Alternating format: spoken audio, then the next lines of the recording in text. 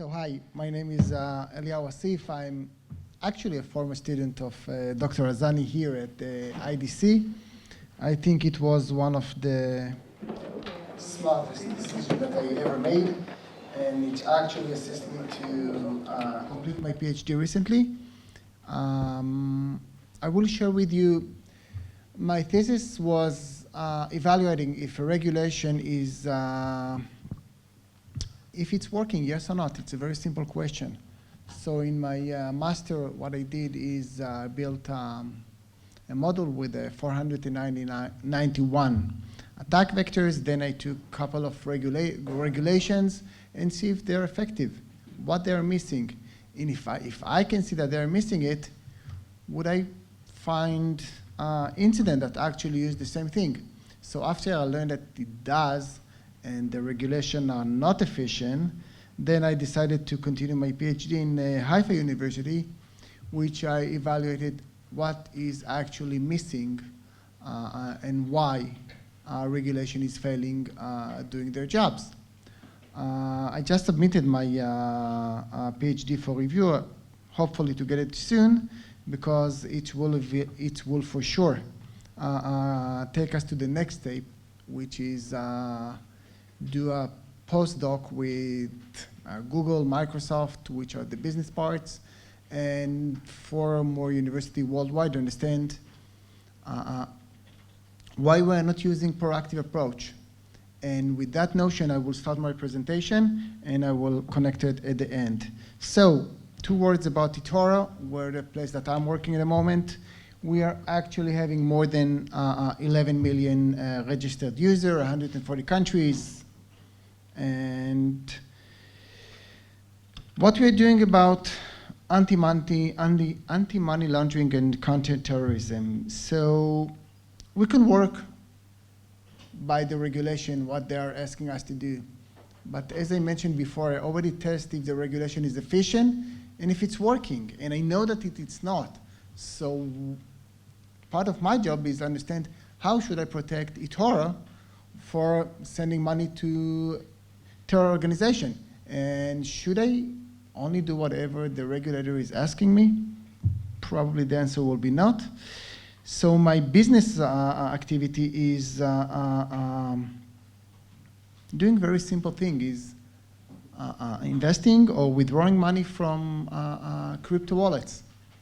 To be able to do that, I need to make sure that I'm evaluating each and every wallet. And it's not something that I can do. As I showed you before, we have more than almost 12 million customers. How should I check? Should I check them? Should I check my customers only? Or the money that you are sending to the blockchain? It's not something that I can block. And if I'm receiving something that I'm seeing that it came from a suspicious wallet, could I do something about it? Now, I know that I just left you barely can see it, but this is the red dot, and that is the red dot. And you can see over there that is a regular dot. So the red dots are actually suspicious wallets that they are sent money and received money from a normal wallet. What should I do with that wallet? If I will ask the regulator, he will probably tell me you should not accept any funding from that address. But it's not possible because, is it working? Yeah. Because that dot is the address of the biggest exchange in the US. So if I will block that address, I will not be able to do any business with them. So let us start.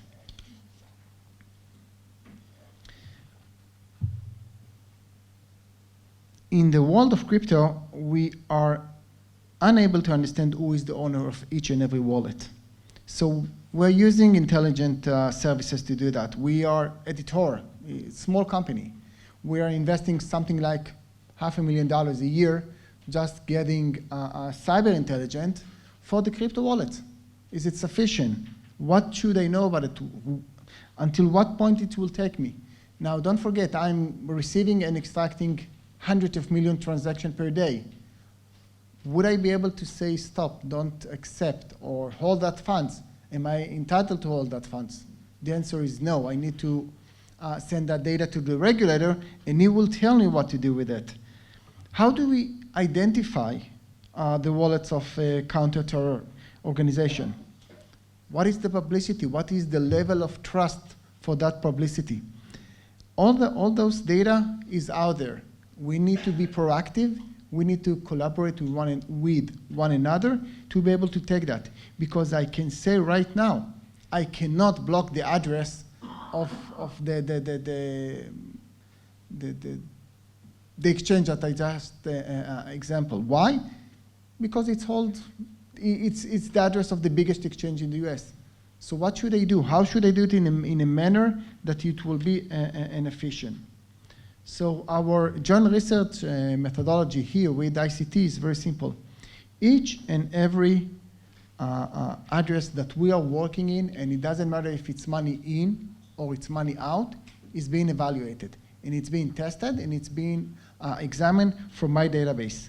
And my database is, as I mentioned, is contained with the thing that I know of, thing that I can actually go and buy and then getting the data. But what about the thing that I know that I don't know? And I need to address this question. And to be able to do that, I'm using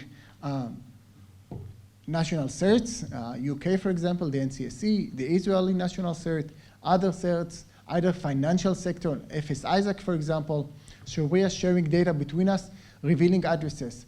But the time from of a blockchain address to be marked red, it's much, much bigger than the time that the attacker, if it's sophisticated, that he already withdraw the money from that address. So I will have a useless address if he's smart enough. The resource that I'm working, as I mentioned before, is based on the, in our case, in our research methodology here in ICT, of course, is based on the jihadic web monitoring group, the cyber desk, Tel Aviv University also. We're trying to work with the academy to take the next step to understand where we want to be.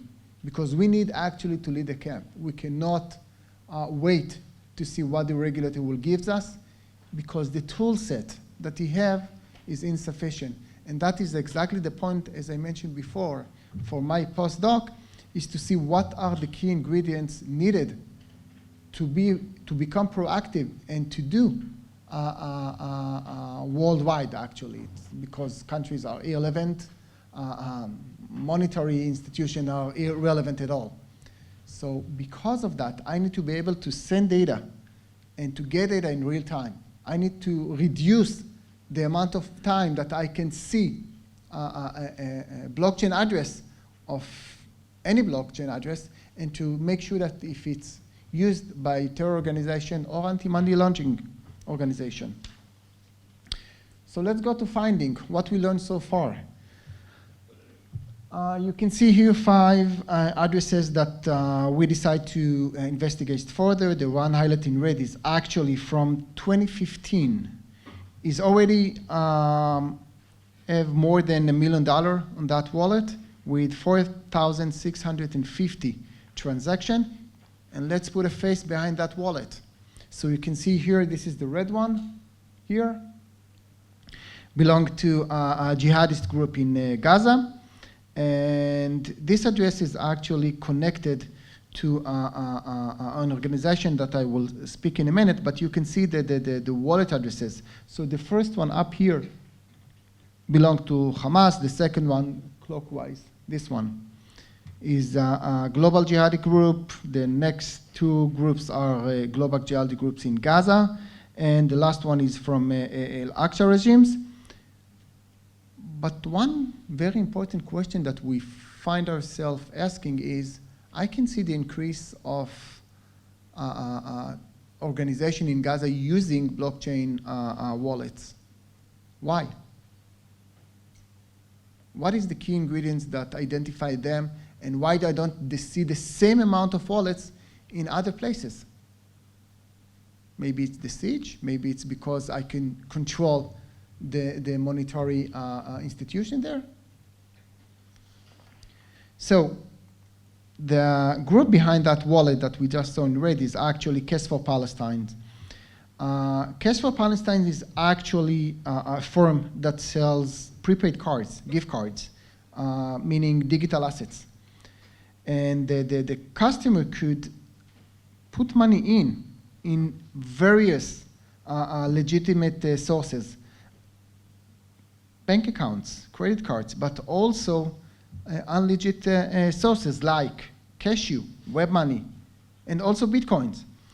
By the assistance of ICT, we found the publicity, as you can see here, in Telegram groups that identify that specific address with the money laundering. Now, you will say by yourself, this is from 2015, why it's still alive?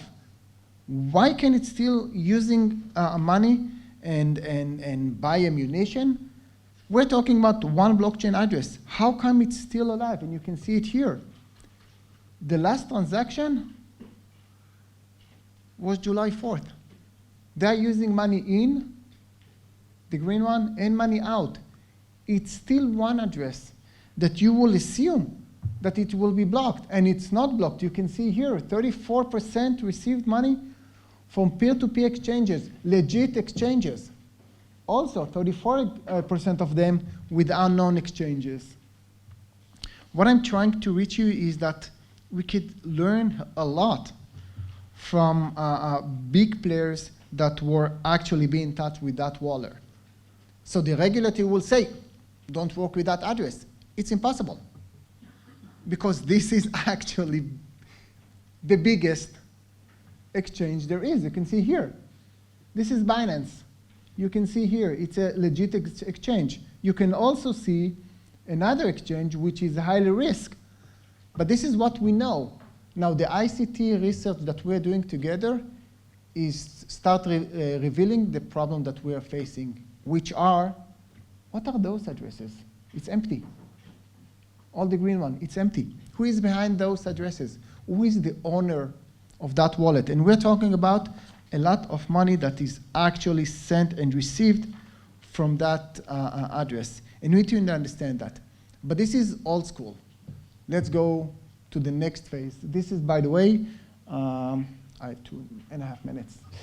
So this is a Hamas new wallet that is actually generating for each and every donation is giving you a new address. So let's say that I'm extremely affordable and I'm investing a lot of money. The chance that I will actually block an address from here is 0, because the time from the person that would like to give money for the charity to get an address, a generated address for him to put the money in, and the time that they are taking the money out from there is much, much less than what I can do to register that address as a blacklisted. Now, by the way, there is one small problem.